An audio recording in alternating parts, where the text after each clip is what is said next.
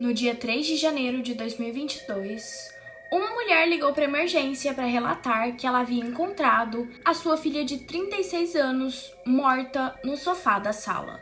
Quando a emergência chegou no local, eles encontraram a garota completamente fundida ao sofá. O corpo dela havia derretido e se unido ao couro, e ela já estava morta há aproximadamente 2 dias. E o que parecia apenas mais um homicídio foi ficando ainda mais chocante com o decorrer das investigações.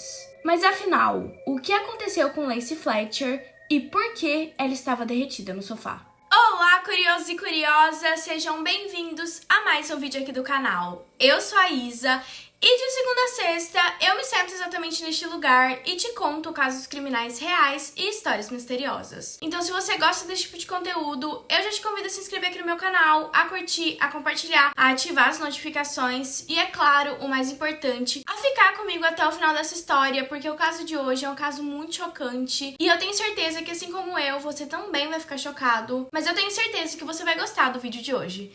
Então, sem mais enrolações, bora pro caso de hoje.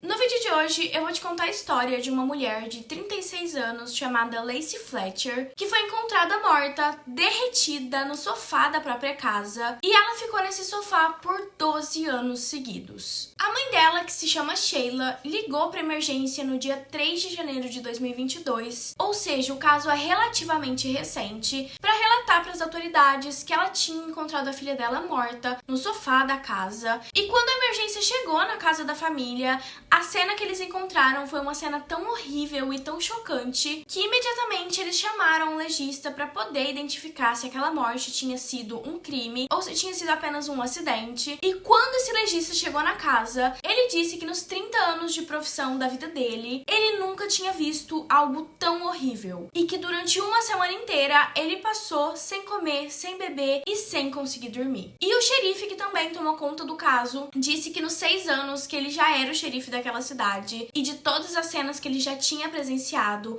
aquela foi de longe a pior. O caso aconteceu em uma pequena cidade que se chama Slater, e essa cidade fica na Louisiana. E a cidade é realmente uma cidade bem pequena, não chega a ter nem 1000 habitantes. E nessa cidade todo mundo conhecia a família da Lacey. E ela morava nessa cidade junto com a mãe e com o pai, que se chamam Clay e Sheila. Na época, o Clay, o pai da Lacey, era funcionário de uma ONG e também participava do comitê de planejamento da cidade, enquanto a Sheila, a mãe da Lacey, era vereadora da cidade e também trabalhava como assistente de promotor. A família era bem engajada na comunidade, como eu disse, todo mundo conhecia todo mundo, e os dois eram considerados cidadãos de bens, cidadãos íntegros, e eles iam na igreja todo final de semana. Então, todo domingo eles estavam na igreja, toda semana eles estavam ajudando a comunidade, e todo mundo gostava muito deles. Quando a Lacey tinha 9 anos, a família dela se mudou para uma outra casa em um outro bairro. E a casa era uma casa relativamente grande, uma casa bem bonita. A casa tinha 2 andares. E assim que a família chegou no bairro, tanto os pais da Lacey quanto a Lacey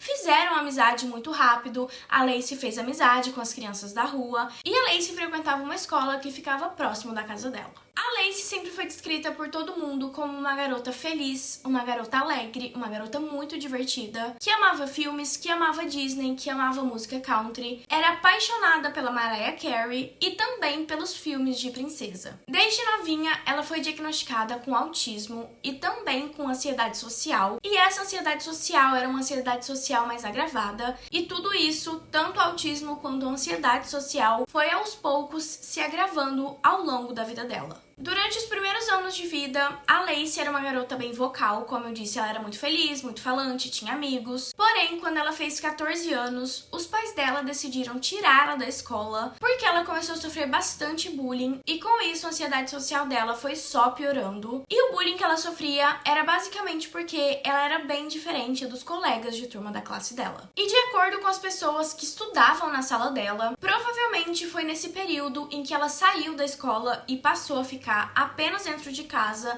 que as coisas começaram a piorar. Nessa época, ela passou de uma pessoa super falante, super extrovertida, para uma autista não verbal. E além dela não falar, ela não saía de casa e foi muito difícil para ela manter, inclusive, as amizades que ela tinha na época do colégio. Um vizinho dela, que também estudava na mesma sala que ela, disse que a última vez que ele encontrou com ela foi quando ela tinha 15 anos de idade. E nessa época, ela era bem diferente das outras garotas que também tinham 15 anos, porque geralmente com 15 anos as garotas estão preocupadas com namoro, com festas, com roupas. E a Lacey se preocupava basicamente qual filme da Disney ela iria assistir. E algumas pessoas que ainda conviviam com ela afirmaram que ela passou a sofrer de um distúrbio neurológico que se chama Síndrome do Encarceramento. E essa síndrome é uma síndrome onde o corpo da pessoa para de funcionar e apenas o cérebro continua funcionando. Então a pessoa continua totalmente consciente, porém ela não consegue enviar os comandos para o corpo. Essas pessoas que conheciam ela afirmavam isso.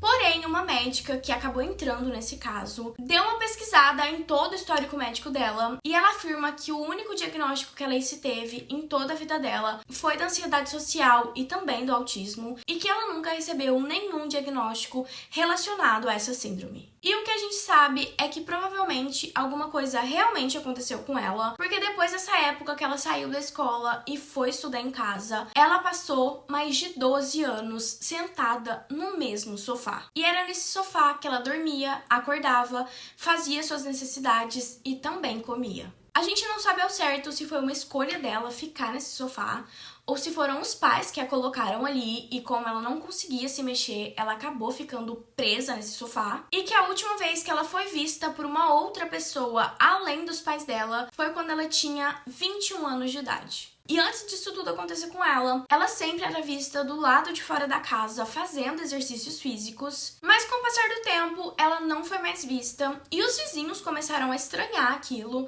e eles até perguntavam para os pais dela se ela estava bem, se ela estava frequentando a faculdade, se ela havia se mudado de casa para ir para a faculdade, e os pais sempre respondiam que ela estava bem e sempre tentavam mudar de assunto muito rápido. Para mim, o pior dessa história é que ninguém de fato se preocupou com ela. Afinal de contas, ela tinha se afastado de todo mundo e ninguém foi lá, ninguém foi fazer uma visita e ninguém realmente questionou os pais do porquê dela não tá saindo de casa mais. Como eu disse, no dia 3 de janeiro de 2022, a Sheila ligou para emergência, disse que a filha dela, de 36 anos, havia parado de respirar e quando as autoridades chegaram lá, o corpo da Lacey estava literalmente grudado no sofá. A pele dela havia derretido e se fundido com o couro do sofá e quando o legista chegou, ele informou para a polícia que para ela estar daquele jeito, provavelmente ela tinha passado mais de 10 anos sentada na mesma posição. Rapidamente, a morte dela foi determinada como homicídio por negligência, que acabou levando a uma desnutrição crônica, fome aguda, imobilidade, formação de úlceras, infecção óssea e Covid.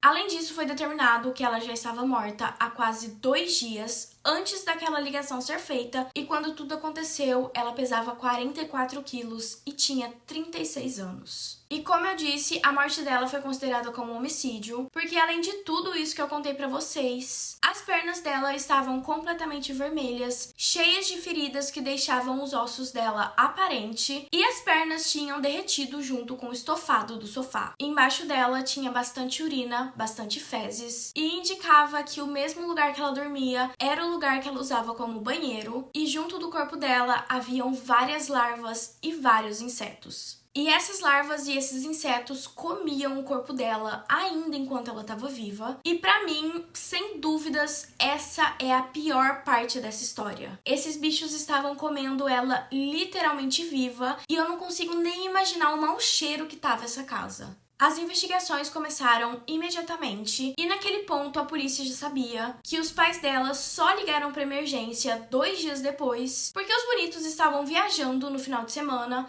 e quando eles chegaram, eles perceberam que a filha estava morta e foi quando eles ligaram para emergência. Quando eles descobriram isso, várias perguntas surgiram, como por exemplo, se eles sempre faziam isso de sair de casa no final de semana e deixar a Lacey sozinha, e se eles realmente faziam isso, como ela fazia para se alimentar e para tomar água. Afinal de contas, ela estava sozinha e ela não conseguia se mexer e provavelmente passava o final de semana inteiro morrendo de fome. E durante todo o interrogatório, os pais da Lacey disseram que a filha passou a adolescência estudando em casa e que foi uma opção dela ficar no sofá e que mesmo ela sempre estando no sofá, eles sempre a moviam de lugar, limpavam as fezes, limpavam a urina. Porém, a cena que os policiais encontraram naquele dia não condizia em nada com o que os pais estavam falando. Nesse ponto, ficou muito claro para a polícia que os pais consideravam a filha como um objeto e não como uma pessoa. Em maio de 2022, um grande júri aconteceu e foi determinado que a polícia havia evidências suficientes para indiciar os dois como culpados em um homicídio de segundo grau e no dia 3 de maio os dois foram presos. Durante o julgamento foram mostradas todas as fotos do crime e as pessoas ficaram traumatizadas. E depois que eles foram presos, só se passaram 2 dias e eles foram soltos sob fiança e eles pagaram $300 mil para serem soltos. Depois disso, o julgamento que estava marcado para acontecer em outubro de 2022 acabou sendo anulado, porém em julho de 2023 eles foram presos novamente. Só em março desse ano, ou seja, só em março de 2024, que um novo júri aconteceu e no começo os pais da Lacey negaram tudo, eles negavam ter sido negligentes com a filha, porém no último minuto do júri eles acabaram mudando o posicionamento deles, se declararam culpados e foram sentenciados a apenas 20 anos de prisão. Durante esse último julgamento, uma mulher foi chamada como testemunha e ela contou que ela conhecia o casal há aproximadamente 25 anos e que durante esses 25 anos ela nunca soube que o casal tinha uma filha. Depois que eles receberam a sentença, os dois choraram muito e pela primeira vez eles demonstraram um pouco de remorso por tudo que tinha acontecido com a filha deles. Com 66 anos, os dois foram presos e condenados a 20 anos de prisão, como eu disse, e apesar de não ser uma prisão perpétua, provavelmente eles vão passar o resto da vida deles lá e provavelmente vão morrer dentro dessa prisão. E sinceramente, esse é um dos piores casos que eu já falei, que eu já li, que eu já ouvi, e só reforça a minha opinião de que certas pessoas não deveriam ter filhos nunca, e esse casal é uma dessas pessoas. Mas e aí, me conta, você já conhece essa história? Vocês acham que eles realmente foram negligentes e deixaram de propósito a filha deles no sofá? Ou que realmente foi uma escolha da Lacey ficar ali e que eles acabaram só descuidando e infelizmente ela acabou falecendo? Deixa sua opinião aqui nos comentários e eu te vejo no próximo vídeo. Fui!